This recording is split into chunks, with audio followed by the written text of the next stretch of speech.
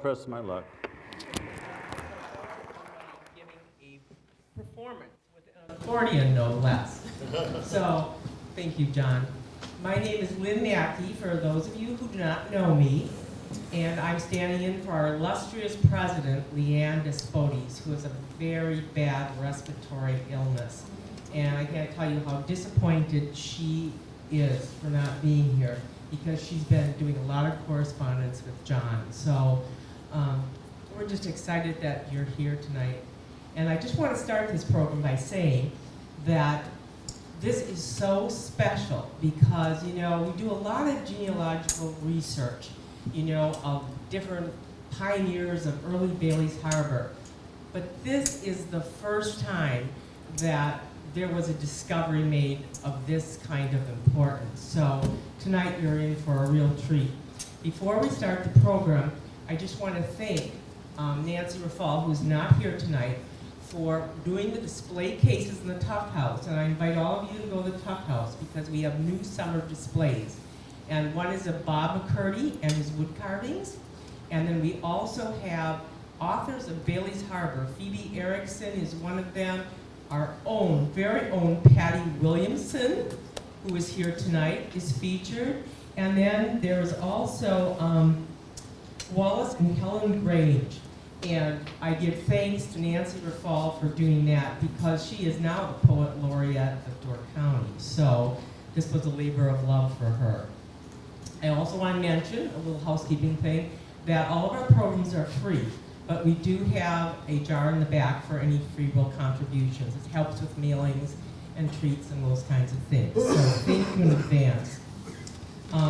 Like I said, Bailey's Harbor has had many successful forays, but I think this is one of the most successful we've had. And I'm just going to read you a brief intro, and this is from the summer of 2017. And this was in our Bailey's Harbor Historical Society newsletter. And it goes as follows. Bailey's Harbor Historical Society received a request from John Fons this summer to help find the original settler cabin that his great-grandfather built in Bailey's Harbor over 100 years ago. He supplied a print of a photo of the structure. Hoping that this would be helpful, I conferred with Lynn Mackey and we concocted a plan. And this plan was that we kind of figured that there was a relationship with Martin Schramm because Pauline Fons was married to him. And so we thought of the older members of the Schramm family of whom we were going to get in contact with. And we also figured that this cabin was somewhere out in the Polish settlement. So we also looked at the town clerk. We asked for land records and we looked at those. Well, before we did anything about contacting the Schramm family, my husband and I went over to White Gull Inn for breakfast. And I said, well, let's take Highland Road home. And Leanne had given me a photo of the cabin. We got around this corner on Highland Road, and I said, there it is!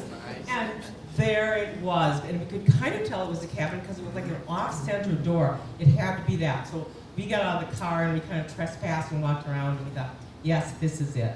So Leanne got in contact with John, and he traveled here within a few days, and he came to the cabin, and it was proven that it was it because there was a stone carved with J. Fons 1909 was right next to the front door.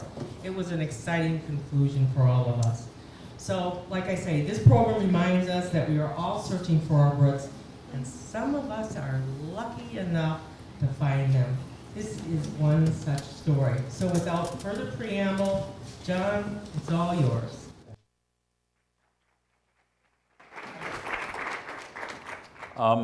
My name is John Edwin Fons. I was born in Ludington, Michigan. I never knew the town. I never saw the town until I hitchhiked into it when I was 21 years of age. That was a long time ago. I was born to Lloyd Chancellor Fons and Vanita June Hanson Fons.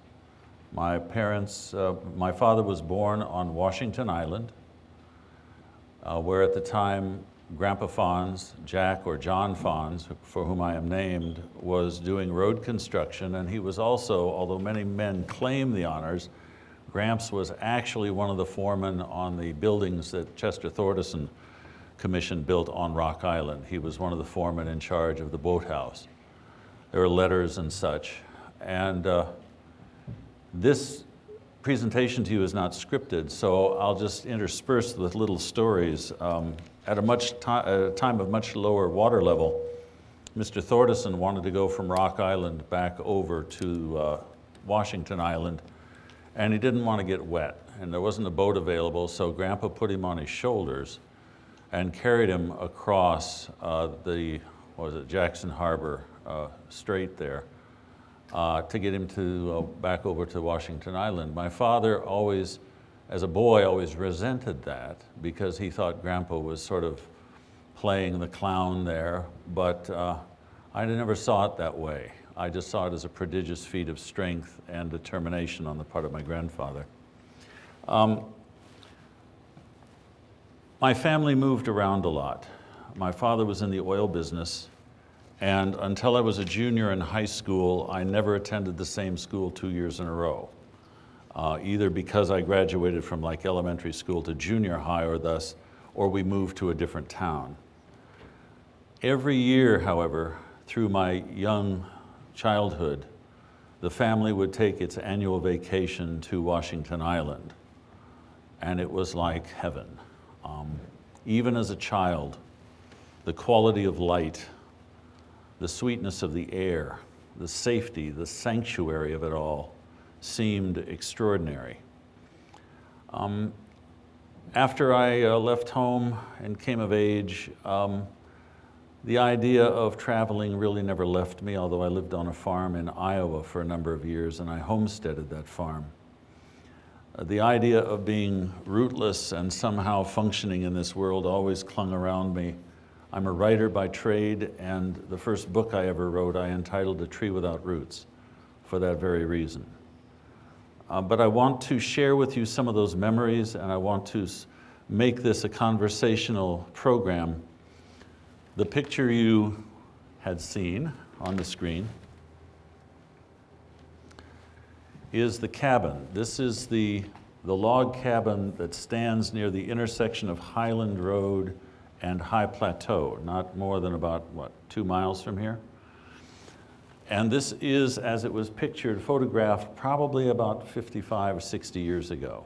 It was in a dilapidated condition, and this is basically what I provided to the Bailey's Harbor Historical Society. Do you know what this place is, or have you ever seen it? Because this was, in our family history, this is where my grandfather, John Fons, was born, and 10 siblings. The cabin measures 21 feet square. They had 11 kids, 10 of them lived to adulthood. My great-grandfather built this in basically the late 1880s.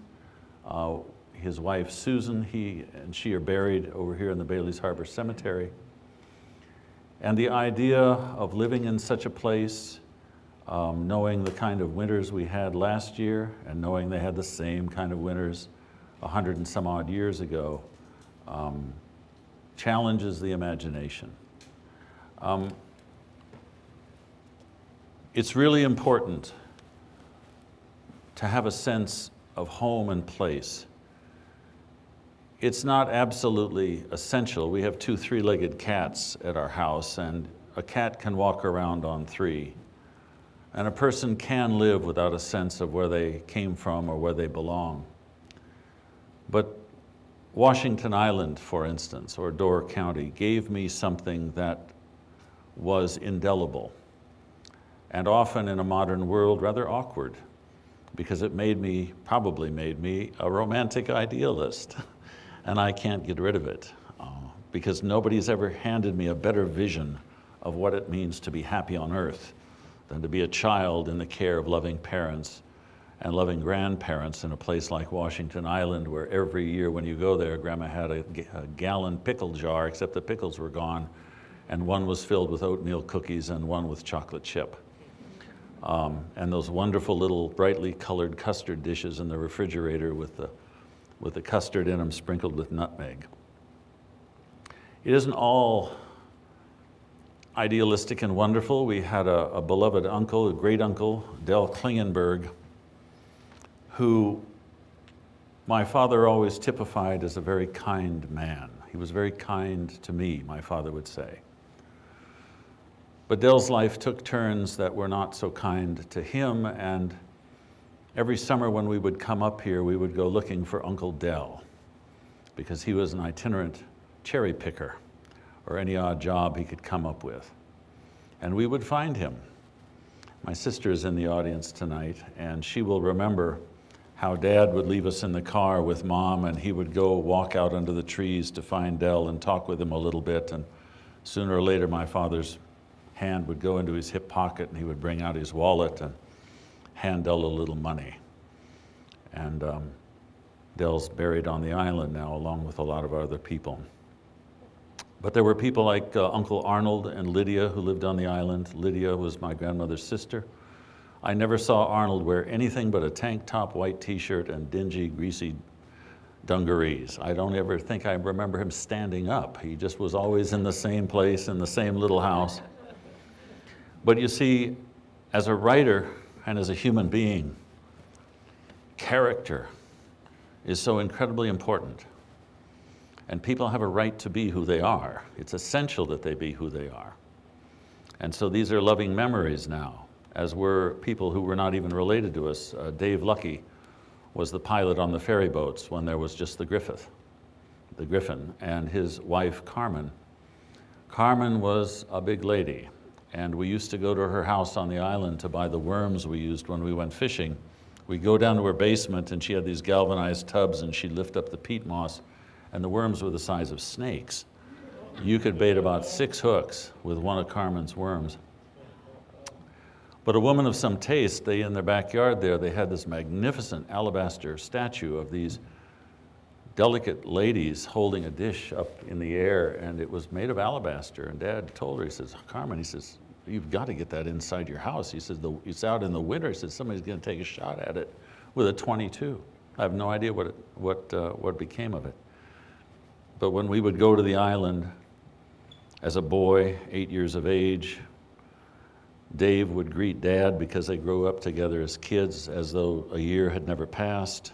And I would be invited up into the pilot house, and they would perch me up on that stool, and I got to put my hands on that wheel. And as an 8-year-old boy steering the ferry boat over to Washington Island, you believe, okay. You believe in castles, you believe in knights, you believe in dragons, you believe in all kinds of things because you've seen it and you've done it.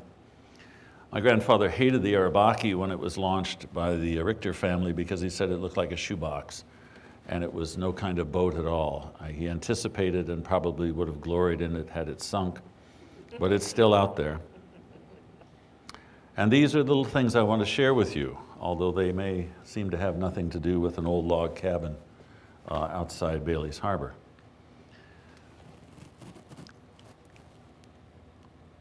I teach writing from time to time at the University of Wisconsin in Madison, and the rules of the game are very simple. You each have a story.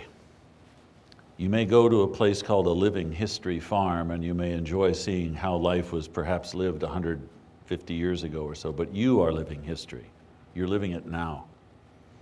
And each one of you has a story that only you can tell, a history which only you can know. Whatever I say up here tonight will be just one point on the compass.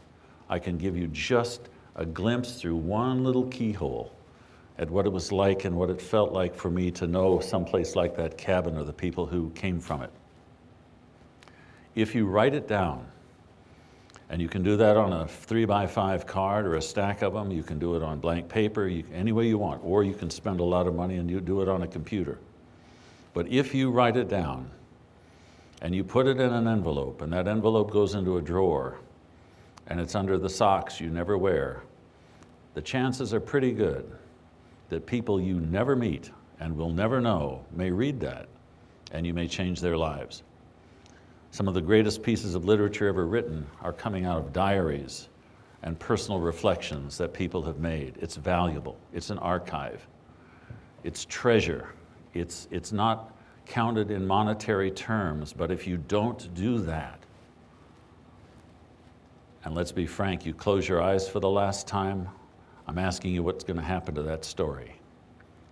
So in order to endow those you love or the world you came into, I encourage you to tell that story, that history, that living history, which is your own.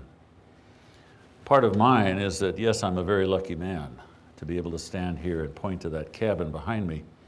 There's a lady here who is my beloved, Jane Meyer. This is a history lesson, by the way. This is part of my history. Jane and I have known each other for 10 years, and the way we met was at my parents' 60th wedding anniversary on the 95th floor of the John Hancock building. Because history can be kind of funny, okay? And there were these two lovely ladies there, Jane and her mother. I'd never met either one of them. They knew every single thing there was to know about me. I mean, it was daunting, a bit appalling, and I couldn't fib. And the reason for that was that in World War II, my father served as an officer in the United States Navy, and he had command of a PT boat in the South Pacific.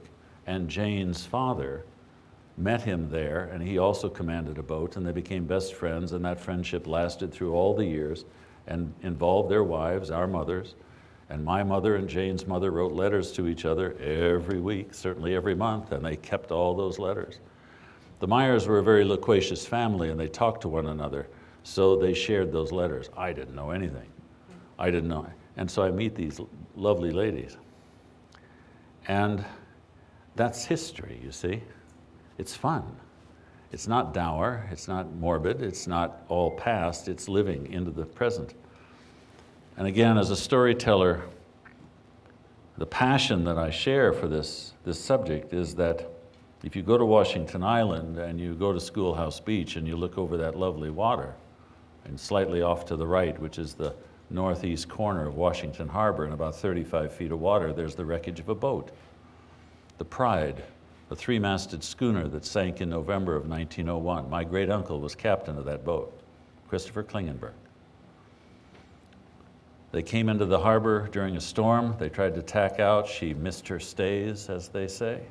Piled up on the rocks, the crew went ashore through the rigging into the trees. No lives were lost, but the cargo went down. It was potatoes and lumber from the local farmers. And my great uncle quit the Maritimes, took a factory job in Milwaukee, and spent part of the rest of his life paying back the farmers whose crops he lost in that wreck. I love that guy. I love what he stood for. And the stone that Lynn referred to that's by the threshold of that cabin bears the name J. Fons 1909. I was telling Jane earlier today that my grandfather as a young teenage boy, could have taken paint and splashed it on a board. He could have taken a pocket knife and carved it in a board. But doggone it, he took a piece of iron and he scraped it into a rock. That's very much like him. He left home at the age of 15 out of that cabin to work in the lumber camps because he said at the time it was just as easy to starve somewhere else. And so I want to show you a couple things.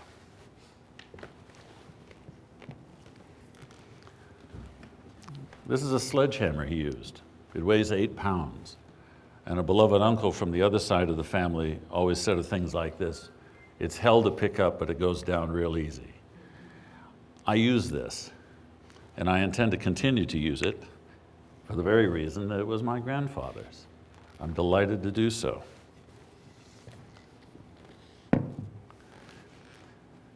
In Madison, I'm working on a wagon. There'll be pictures of it here in a minute. The wagon was on the Meyer family farm near Milwaukee, the Meyer orchards. They're no longer there. There's a Walmart where the barn used to be. They knocked the barn over.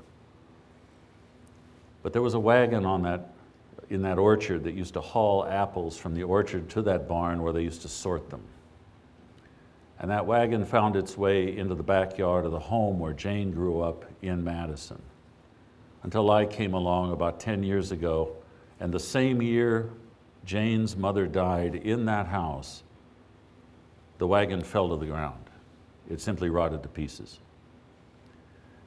And looking at that pile of derelict lumber, I couldn't bring myself to throw it away. You can burn the lumber, you can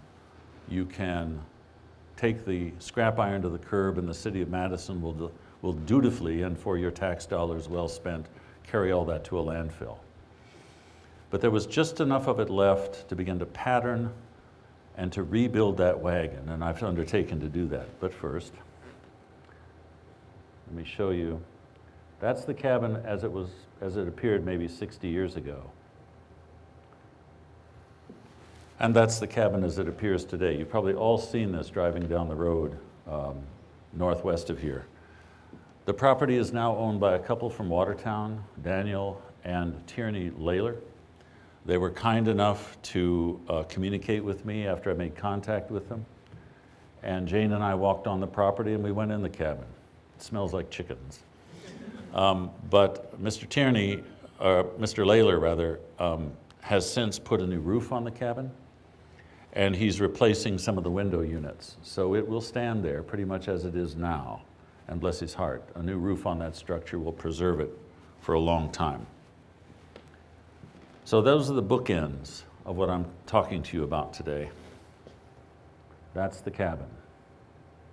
And I can never express my gratitude enough to the Historical Society, to Leanne and to Lynn, for caring, for looking for that cabin for me.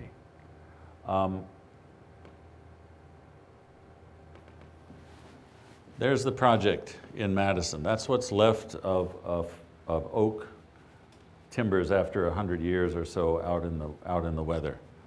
It sat in the backyard, and there wasn't a whole lot left. The wagon wheels collapsed.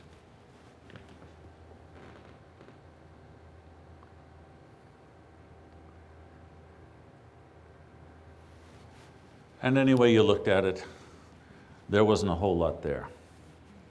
And I graduated from Dallas Theological Seminary. Forgive me, I tried to turn everything into a sermon.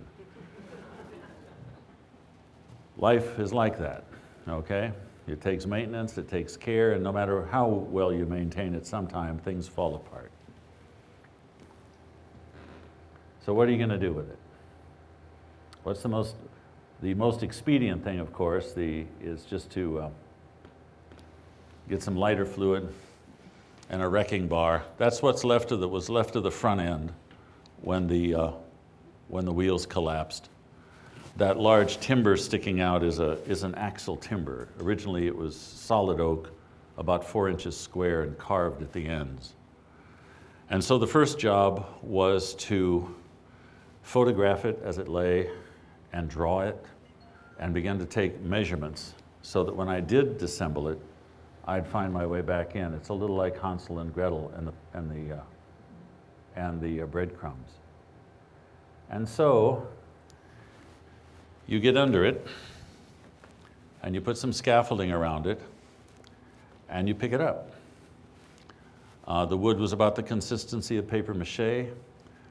I contacted an Amish wheelwright outside of Loganville, Wisconsin. It took him 1.5 years, and he made me 4 new wagon wheels.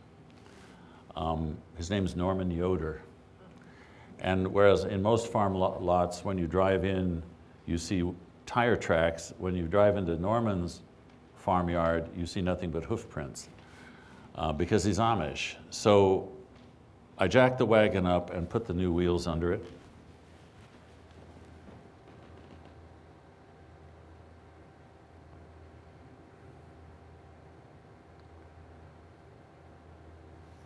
Put it on what we call cribbing to take all the weight off the wheels. And those are still the original axle timbers. You could put your fingers right through the mice and the insects that had their way for 100 years. But all the iron is original. Those are the original iron bands, the rims of the wagons, the hub bands, everything. And so you get a start and a sense of what it is. And today, it's starting to look like something because I've recarved the axle timbers and I've reset them, and I have a machine shop in the little town of Ixonia that makes the iron for me when I need it, and it's going to get rebuilt. I have one more picture, I think, to show you.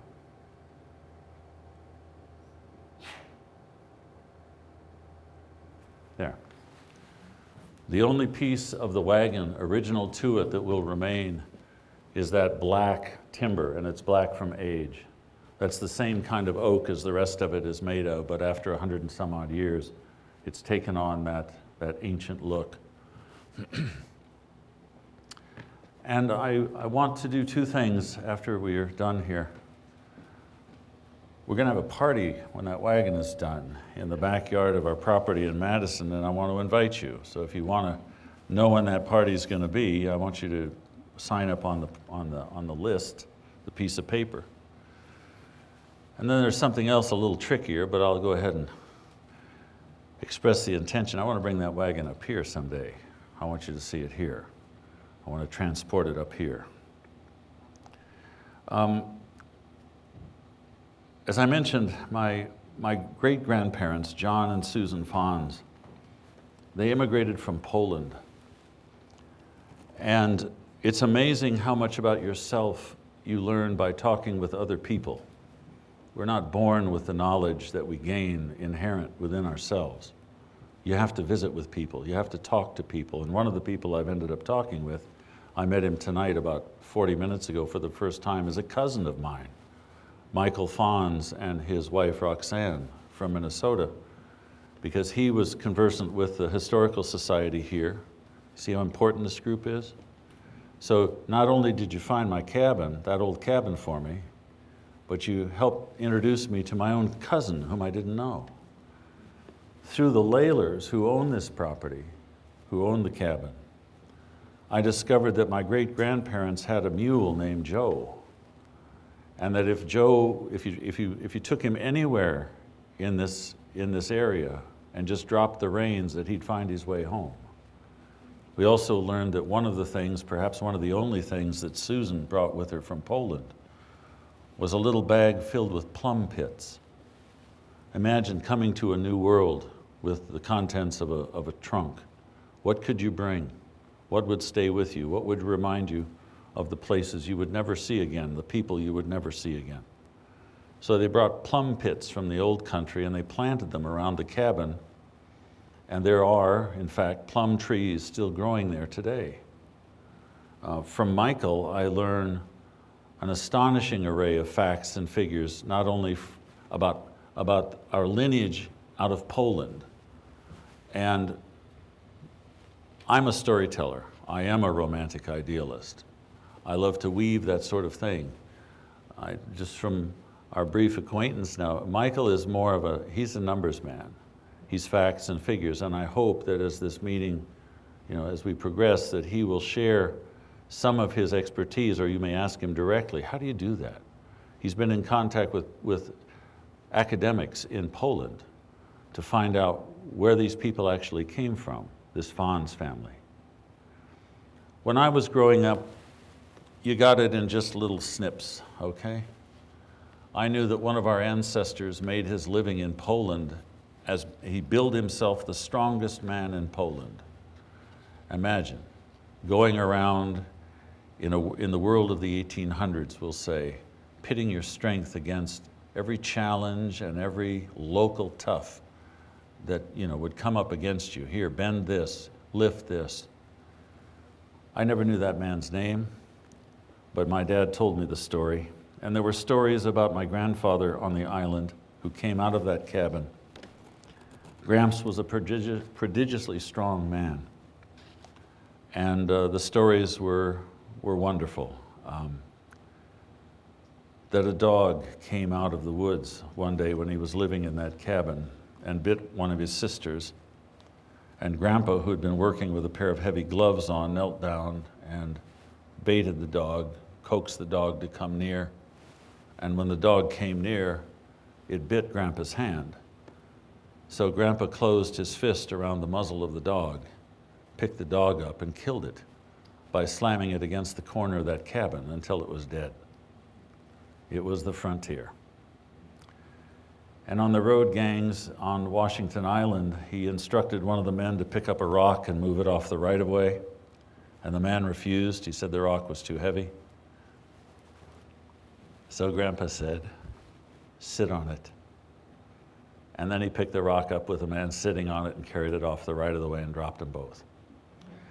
I could never hear that story without thinking about the wonderful day of the resurrection when the angel sat on the rock. If you got the strength, you just sit on it, just sit on it. I'll move it. I went to Dallas Seminary, a great school. I called it the West Point of seminaries. A lot of the men there were from traditional evangelical and ministerial families, and we had a daily chapel service. Imagine 400 guys wearing suits and ties singing the old hymns of the faith, and they'd get up and they'd offer their testimonies. Yeah, I remember learning the Bible stories at my father's knee. Oh, the good old days. And my grandfather, God bless him, a minister for 40 years and such a this and that. And I remembered my grandfather's knee, and I remember smoking his cigarettes with him and taking a taste of whiskey until Grandma came in from the kitchen and said, "My God, Jack, what are you doing?" And whereas some of the guys in seminary were learning the old rugged cross and onward Christian soldiers, I was learning drinking songs. And I'd sink down a little in my seat, but not for always, not forever, because seminaries come and go, but your grandfather, you thought he was God anyway, So I realized how proud I was of him and all the stories about Hans Maas and Lena. The stories, he'd tell the same stories every year, and you always had to act like you'd never heard him before, Hans asked Lena, "Would you care to dance?" "No," she said, "I don't think so. Because when I dance, I sweat so, and when I sweat, I stink so. I don't think so." The toast, the inevitable toast, here's to health, wealth, and unity, a dark night and a good opportunity. The way we fished, I had a little boat. It was called the John Edwin. It disappeared. It's kind of like the cabin, but it's probably under 10 feet of water.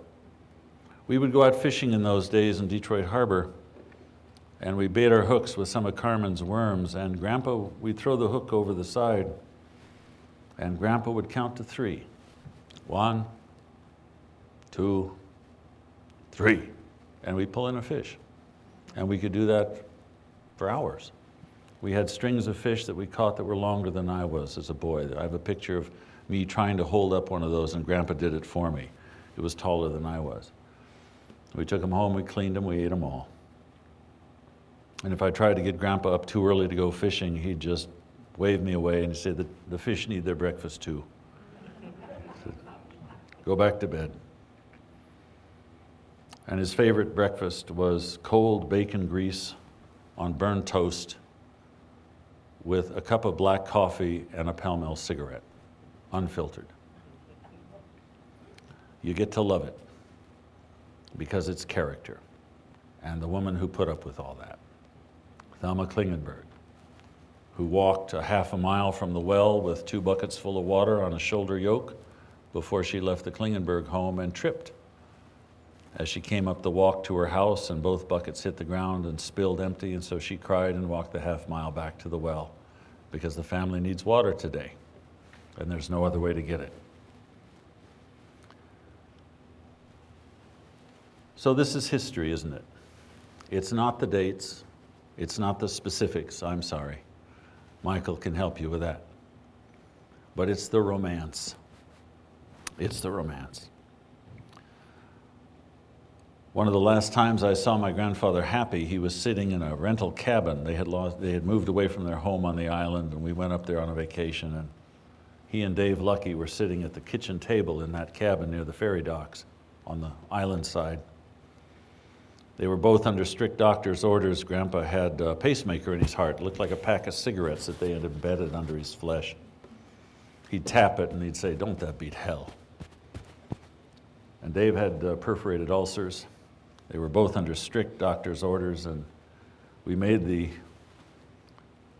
wonderful mistake of leaving a bottle of Crown Royal whiskey in the kitchen with them, and when we came back, half of it was gone, and they were happy as clams. They were just sitting there roaring with laughter, slapping their knees and talking about the good old days. Days when a man worked, if he could get it, for $1 a day, until he hurt himself or got sick, and then he got nothing at all. When my grandparents lived on St. Martin's Island, Gramps was the foreman of a lumber camp there, and Grandma cooked for 26 men and raised her 2 boys in those cabins, which I think still stand there, although St. Martin's is now is restricted. What we know as history up here is just the day before yesterday. When my grandmother became pregnant with her 3rd child, she miscarried, and she became desperately ill on Washington Island in the winter in probably the mid-1920s. There was no doctor. And so the way they brought my grandmother Thelma to the mainland for help was they bundled her into a Model T, and they strapped 2 big wooden planks on the side of that car, and they drove to the water and they drove out onto the ice. And every time they encountered open water, they shot those planks out to the next ice floe, and they drove across death's door and got Grandma to help, and she lived. And that was, like I say, in terms of history, about the day before yesterday. You all know stories like that. You all have people like that. You all remember what it was like. It's important to remember, because it's important to have these foundations. Things work together. I want to show you a couple more things up there, and then I'll make my conclusion. This is one of the axle nuts off of that wagon. They're probably laying around Washington Island in Door County. Weighs about 3.5, 4 pounds. And this thing hadn't moved probably in a good 80 years, maybe more.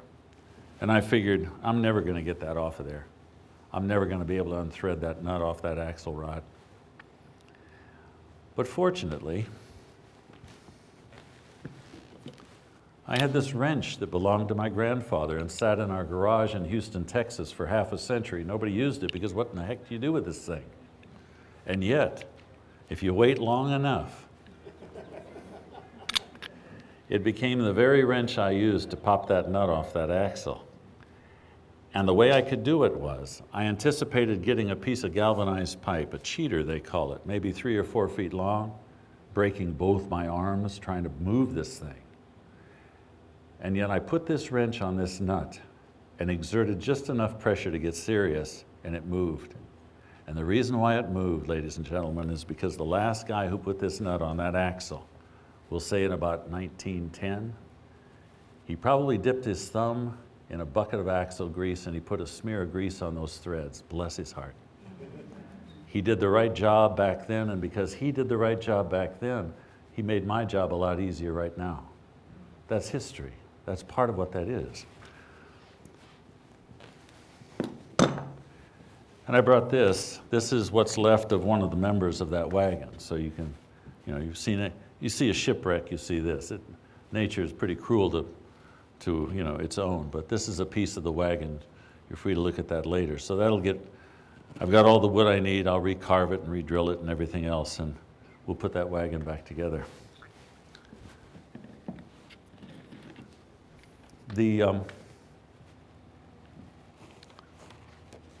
I want to leave you with an impression about the importance of foundations. We're Americans. We're reckless. We like to use things up, and we like to throw them away and get on with our lives.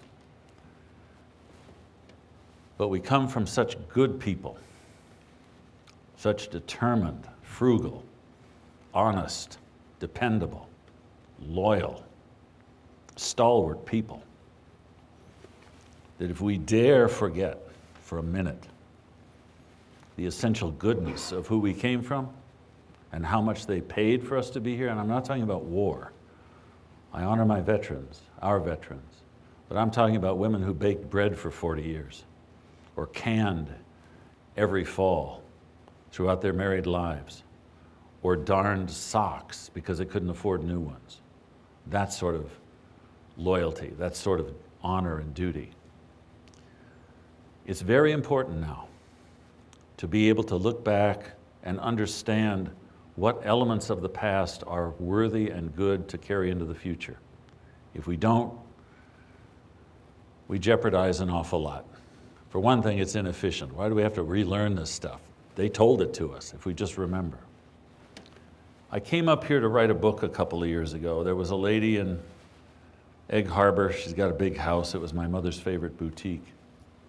And it started out with a casual conversation between Jane and Gloria Hanson.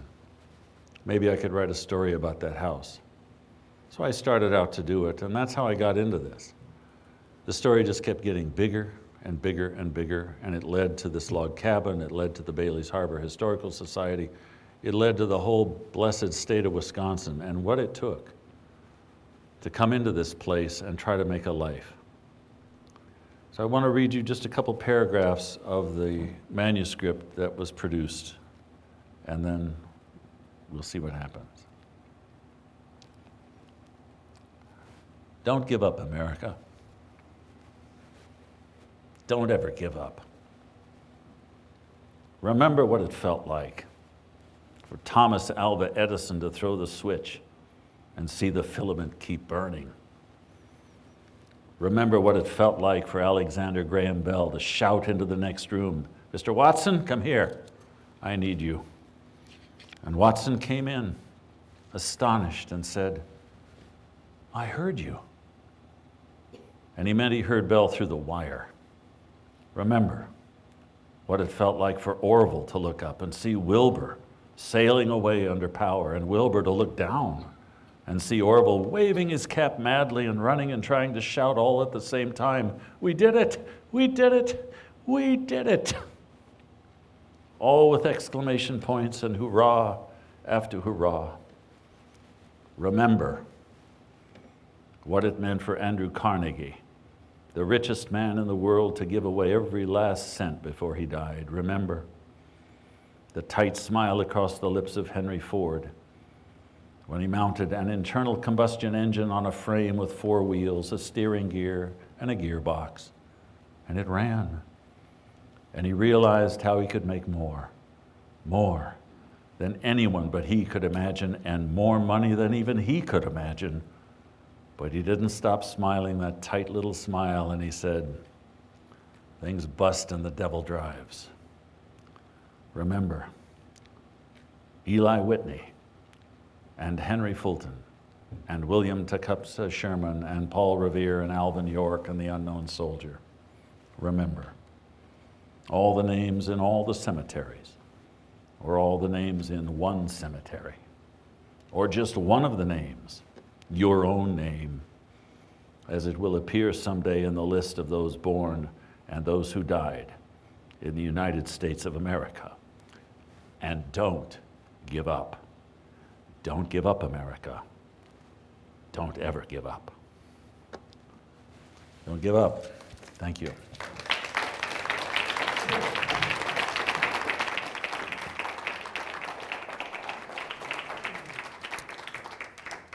So I'd like to introduce my cousin Michael here.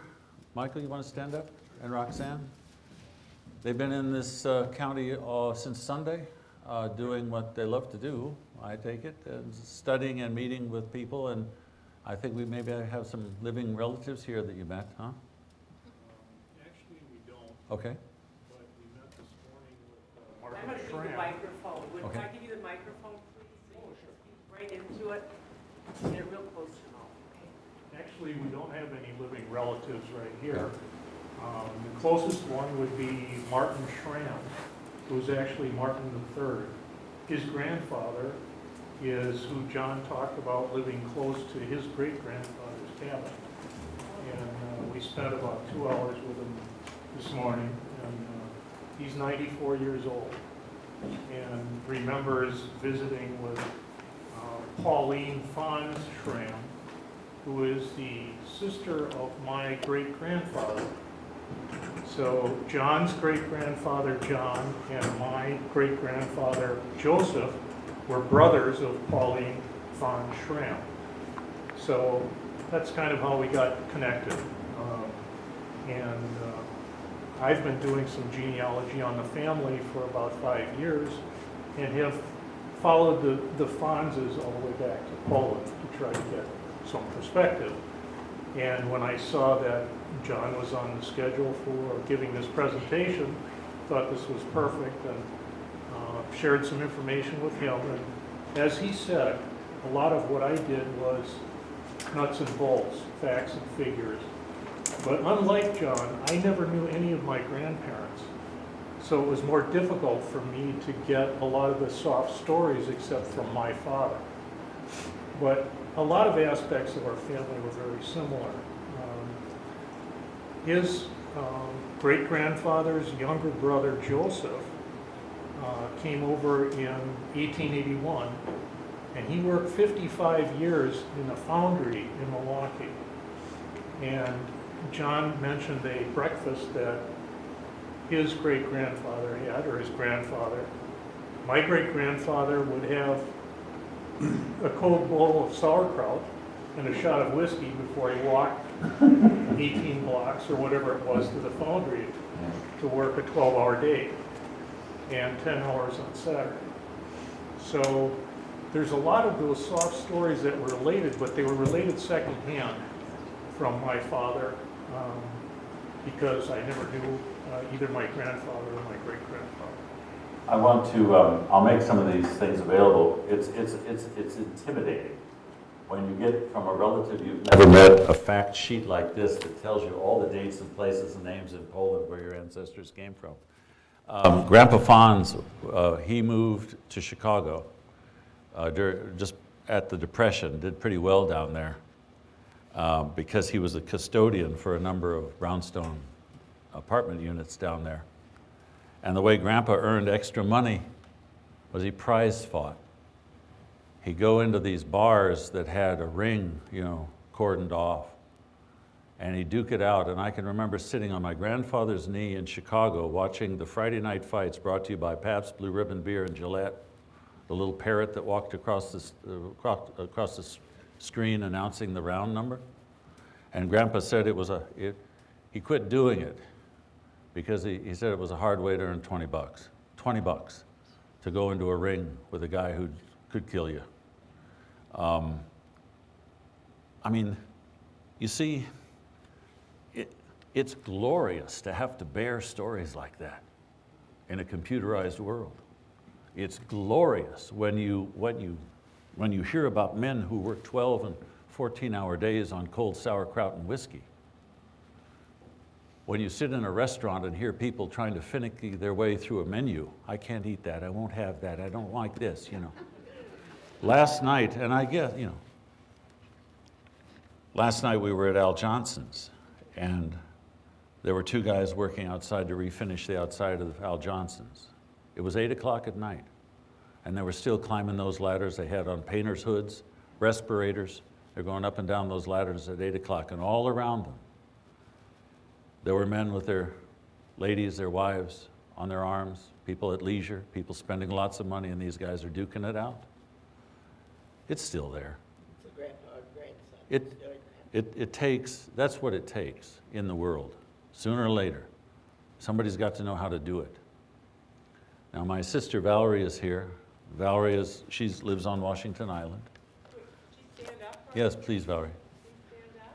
And Valerie's had battles of her own in her life with health, but one of the things that my sister Valerie has done, and this was now almost 30 years ago, she and her husband paddled 2 canoes from the Arctic Circle to the tip of Cape Horn, to the tip of South America, Cape Horn, over a period of 2.5 years.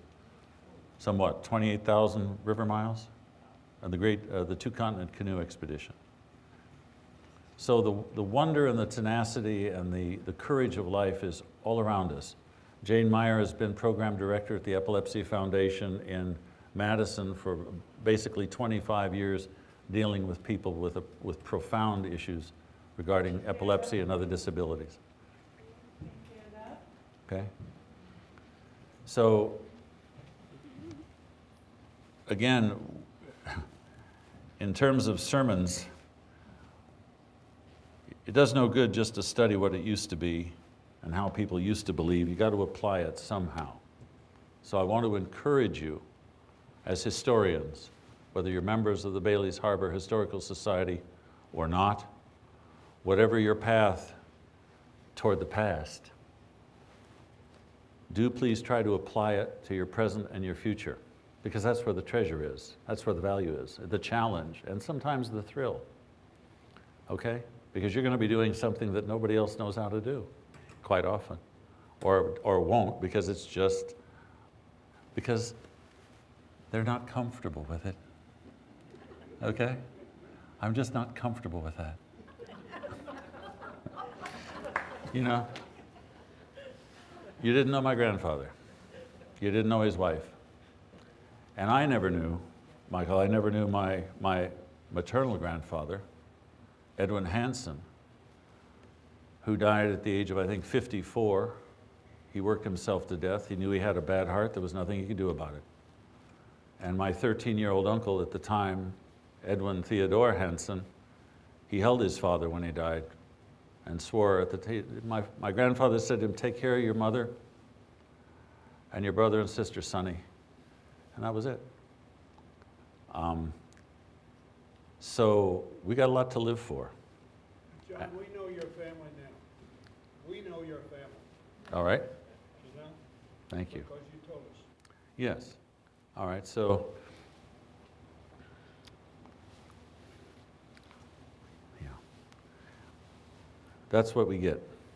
That's the treasure we get. And the times that I'm like, you know, the times in which we live are fraught with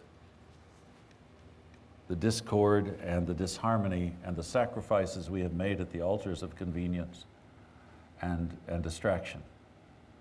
And the families that we look back upon, if we can just evoke some of what it is that they lived. It's a stabilizing and a strengthening influence, I believe. So in that lies the treasure, and I hope that the work of the Bailey's Harbor Historical Society continues, because if you can do for anybody what you've done for me, then you are truly to be honored. Thank you.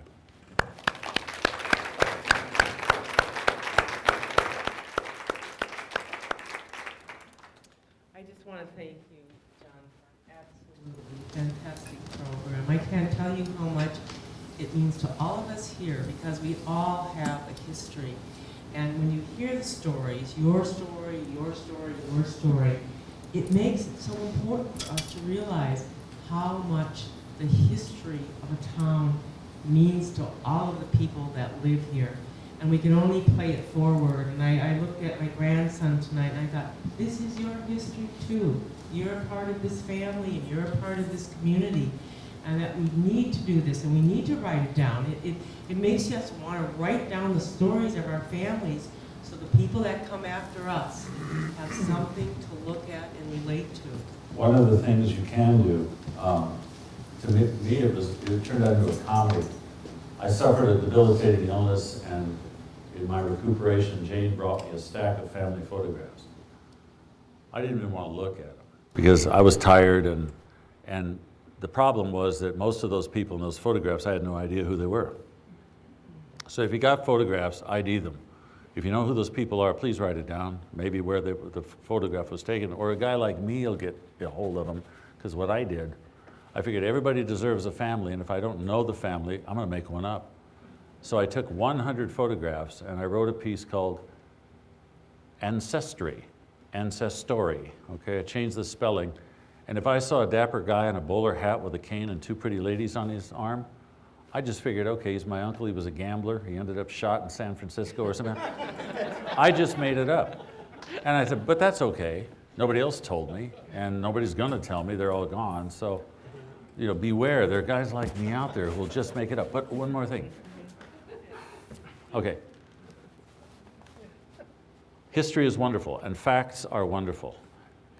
But like I said, you have a version. You have a version, and you have a right to that version of what it is you think about what has happened. Because when you think about it, and you look back into history, and you think about the great images that we have of, we'll say, Victorian England, okay. It was Charles Dickens. He was writing fiction, but it was based upon the facts. If you want to go back to Imperial Russia, it's going to be Leo Tolstoy. He's writing fiction. If you want to go to America, the frontier through the Mississippi, it's Mark Twain. He's writing fiction, folks, but somehow through the wonderful medium of the human soul, those fictional accounts become the signature images of the times, the historic times. And it may be that story that draws you back into the factual research that, wow, ends wherever you may care. But so don't, it's an art, okay? It's a wonderful process by which fiction becomes the signature of a historic time.